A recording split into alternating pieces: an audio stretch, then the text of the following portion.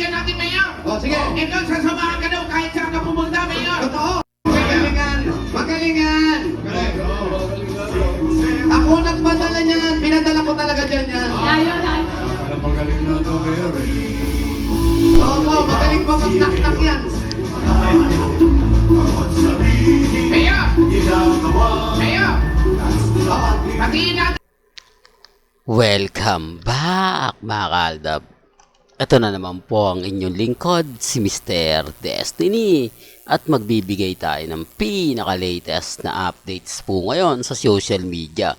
Ito yung mga nagtatanong mga kaaldab, Mr. Destiny, ano na nga po ba ang latest sa latest pictorial nila Chamito at ni Main Mendoza? Tuloy na nga po ba ang segment ng Main Goal Season 4? Ito na nga po ba yung isa sa rason kung bakit minsan wala si Main Mendoza sa EAT? Ito po yung iniimbestigahan natin mga kaaldab. Sabi ko nga po sa inyo, dito po sa channel ni Mr. Destiny, 101% updated po kayo. Ano man po yung mga napapanood ninyo, napapakinggan po ninyo, nababasa ninyo, chill lang. Di po ba? Yun lang naman po yung isa sa kagandahan. Sabi ko nga po sa inyo, sa channel naman po ni Mr. Destiny, lahat na mga gusto nyong malaman, lalong-lalo na po kina Alden at kay Mengay, pupunta lang po kayo sa channel ni Mr. Destiny para updated po kayo sa mga bago at sa mga latest na i-upload po natin.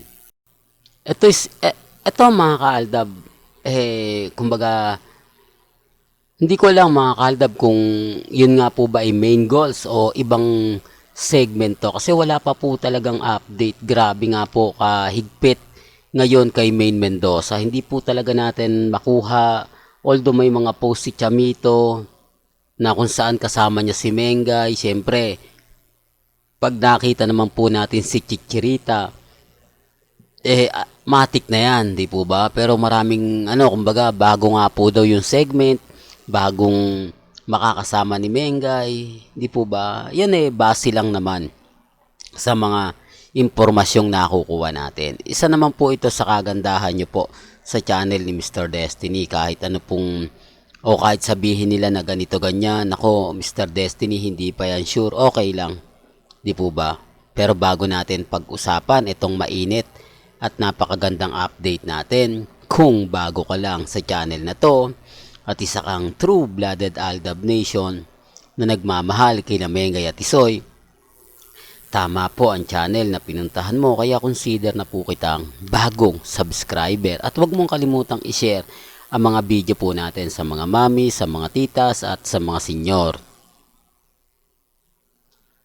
I-remind ko lang po, dito po sa mga pinapaliwanag natin, base po ito mismo sa social media. Hindi po ito gawa-gawa lang o ine-edit ko lang. Para lang klaro. Di po ba? At dito naman po kay Mengay, sa mga nagre-react po patungkol sa TBJ, wala po talagang duda at wala pong kaduda-duda na totoo po yung sinasabi natin na si Mengay po ang pinaka-paborito ng TBJ.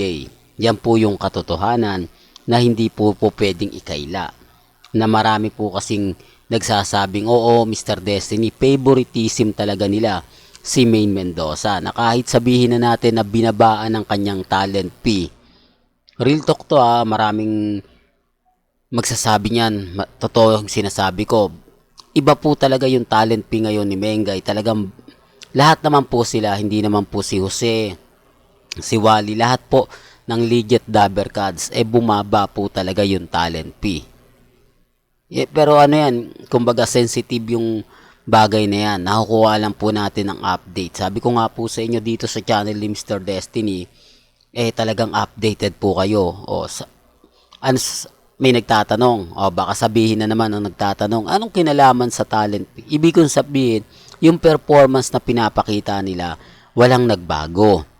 Ang ibig ko lang sabihin o pinupunto natin dito, kumbaga, kung ano yung napapanood ninyo, na nakikita ninyo, wala po talagang pinagbago. Kaya nga po hindi nila ramdam yung mga netizen na binabaan nga po lahat ng talent. Di po ba? Kahit naman po sweldo nila bossing, mababa.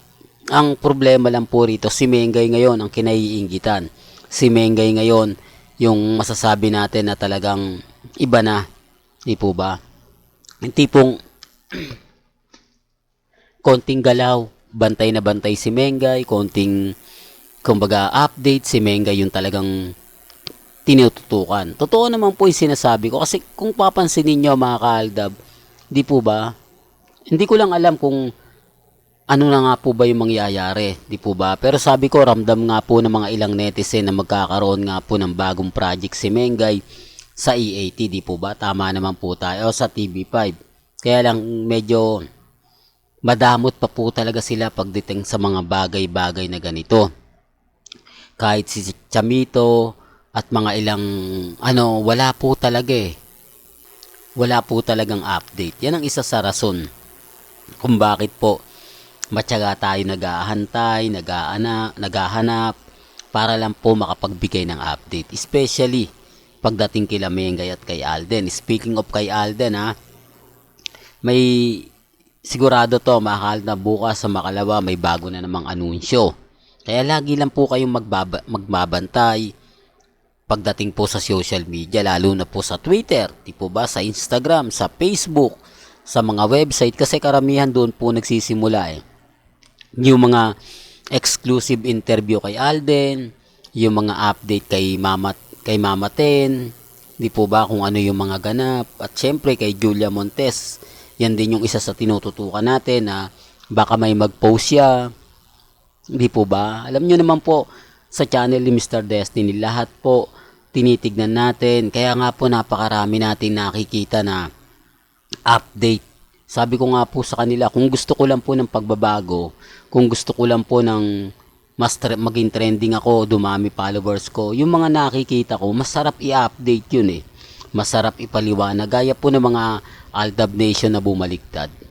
Di po ba? Mas tututok pa ako doon, mas dadami, mas klaro pa tayo. At syempre mas malinaw dahil mga video naman po yung gagamitin natin, mga post mismo sa social media, mga comment, talagang mga reaksyon ng mga netizen. Pero hindi ko naman gagawin yan. Sinasabi ko lang po sa mga Armin at main fanatics na hindi po tayo paasa. At never po tayong kumbaga babagsak. Di po ba? Ganyang kalakas ang Aldab Nation. Masakit na katotohanan sa mga main fanatics at Armin, pero Aldab lang po talaga malakas.